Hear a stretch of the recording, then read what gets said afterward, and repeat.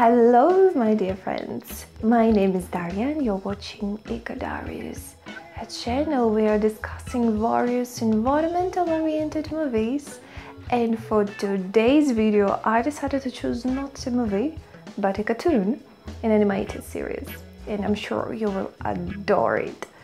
Rick and Morty, ladies and gentlemen, in its season 5 episode 3 to be precise. I should admit that when I saw this episode for the first time, I found it very hilarious. All these jokes about recycling, Rick's side story with lowbrow humor, it was fun. But to my shame, I was born in Russia and I hardly could understand a half of these jokes and references that are strongly based on American pop culture and social political agenda. And I think it's also very easy to skip a very important idea behind this cheerful cartoon mood. I will tell you about this idea a bit later. So it's time to improve our erudition and to go deeper into this episode's narrative. And before I start, as I always say, likes, comments and subscription, please don't forget about them. They're very important. And I'm kindly notifying you about spoilers. Be careful. And make yourself tea or coffee. We are going to have a very nice time together. So let's start. Rick and Morty third episode of the 5th season is titled Rickconvenient Mort. Tells us about the first love and breakup of Morty with an environmental superhero, Planetina, while Rick and Summer are traveling and partying across 3 planets that soon will be destroyed by an apocalypse. According to the reviews, this episode is considered to be the weakest, and it ends in a bittersweet mood when Morty cries on his mother's shoulder. Skipping all the love stories of this episode, we are here to find references to modern environmentalism. And to be mentioned before, showrunners released this episode when recently the Gulf of Mexico was on fire. So all climate protection agenda was very speaking out loud at that time, and environmental references are very eloquent and heart-touching. Starting from the title of this episode, Rickconvenient Mort, plays on the title of the climate change alarming documentary An Inconvenient Truth by Al Gore. Actually, I think I should make a separate video about this documentary, and actually 3 videos can be involved. Cool. In the very beginning, we see Morty whining about acid trains. And do you remember when we thought that acid trains are going to be the biggest problem with the climate? Now it feels a bit quaint comparing to the current environmental and climate-related issues. Rick finishes his drink and throws an aluminium can on the ground, saying it's 8% of Earth, we'll need every atom. This phrase sends us to the actual research of the University of Wisconsin, according to which aluminium's sheer bulk, that composes some of 8% of Earth's crust by weight, makes it easy to take this metal for granted.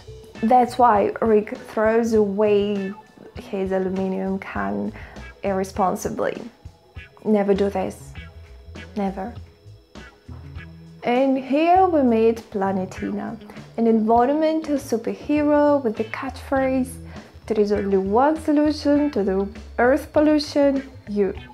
Later we learn that Planetina was formed from 4 elements, water, fire, air and dirt, to protect the environment on Earth. She is also controlled by 4 profit-hungry scientists that oppress her, control her and have no interest in the environment.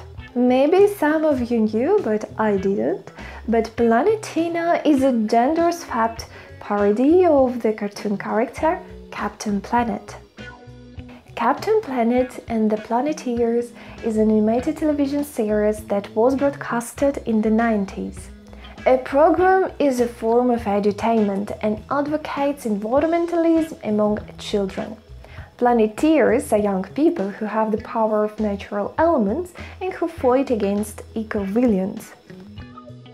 Each of these villains represents a specific way of thought that can cause ecological problems, like pollution, deforestation, poaching, overconsumption, unethical scientific experimentation, unscrupulous waste collection, and many other environmental problems. In every episode of Captain America, environmental, social, and political issues are discussed, and how the viewer can contribute and how he or she can be a part of the solution rather than the pollution. The idea of environmental superhero is not fresh for us, but what differs Planetina from Captain Planet is that she is controlled by her creators and she fully obeys them.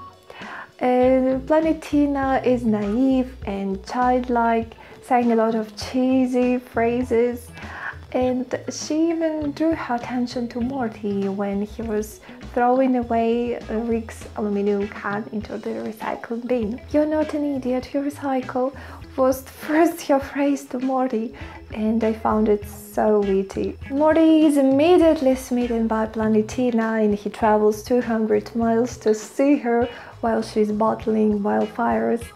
And he even saves a rabbit to win her attention, which looks a bit cynical.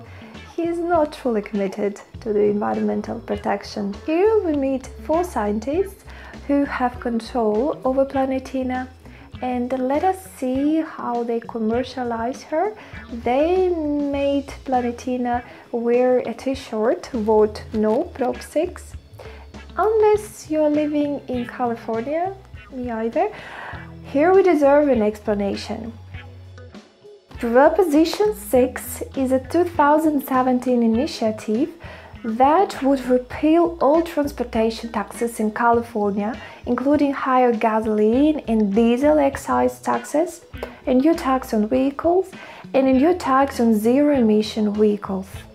Repealing the gas tax would stop transportation improvements projects already underway in every community in California, eliminating funds already flowing to every city and county to fix potholes, make safety improvements, ease traffic congestion, upgrade bridges, and improve public transportation. So Planetina was used to make this statement for the arrived press. Later the same day, Planetina flies towards Morty's room and they spend the night together, but during their kisses, Planetina is generally giving a piece of advice about how to recycle batteries, and I'm sure we all need to recall it, so please listen carefully. All kidding aside, everyone should discard used batteries at proper disposal centers instead of tossing them into a regular waste bin. Next, we are moving to the Eco-Convention, where Planetina's oppressors want to sell her to some wealthy Arab businessman who has an aquarium full of seals, baby seals, behind him. I couldn't find information if Arab countries are famous for importing seals.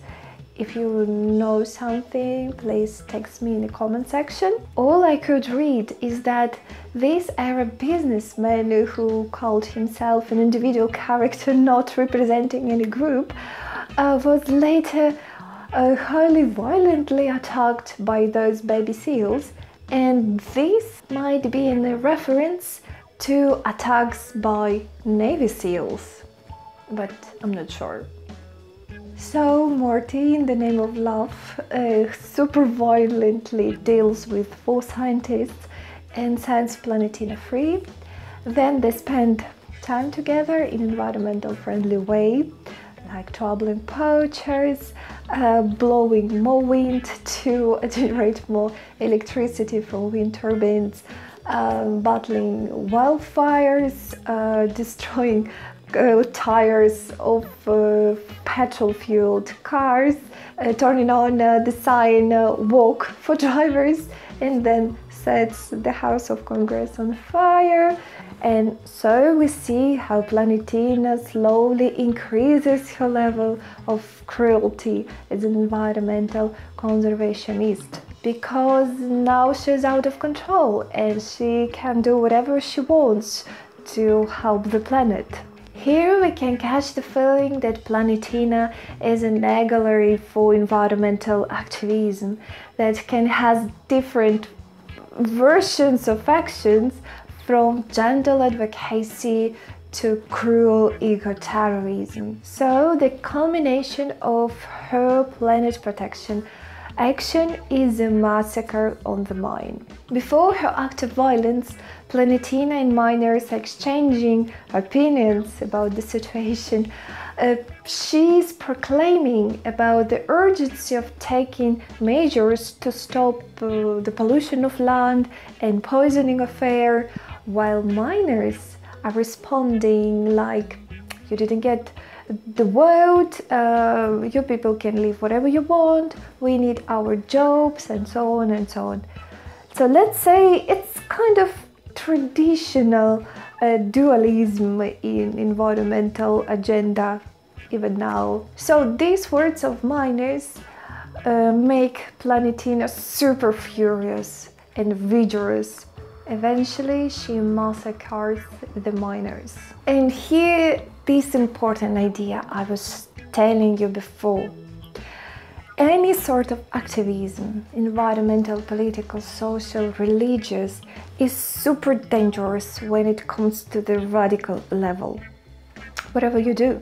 That's why we need this system of check and balances. Let's say climate activists who are criticizing politicians, and politicians who are adopting ideas of climate activists are two mandatory pillars that society needs for a system of checks and balances.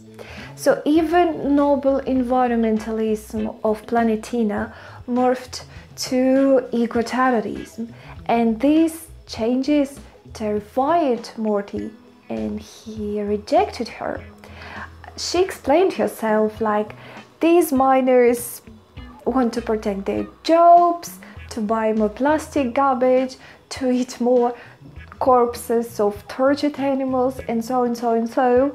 But massacres are not a proper response to these acquisitions, and Morty understands it. And nevertheless, he previously also violently attacked scientists, but he thought that they are guilty, but miners were innocent people. It's also funny to see the parallel between Planetina's obsession to save Earth and Rick and Summer traveling among 3 other planets, experiencing a quite serious danger as an apocalypse, like the sun explosion, the black hole, an asteroid. Like for these 3 planets that are facing imminent danger, Planetina doesn't care about. In the end, I should say that it's a very good thing that showrunners don't mock the environmentalist message, and they don't depict Planetina as a dummy character. They even didn't let Rick to have many interactions with this main storyline with his cynical jokes and whatsoever. Fuck you. And how I feel. This episode aims to show the possible terrifying transformation from environmental do-gooder to radical eco-terrorism without a properly balanced control over it. And tell me, what do you think about this episode and what other details did I miss? And please, I'm begging you, don't forget about likes and subscription. It really motivates me, guys. And see you next week. Пока-пока.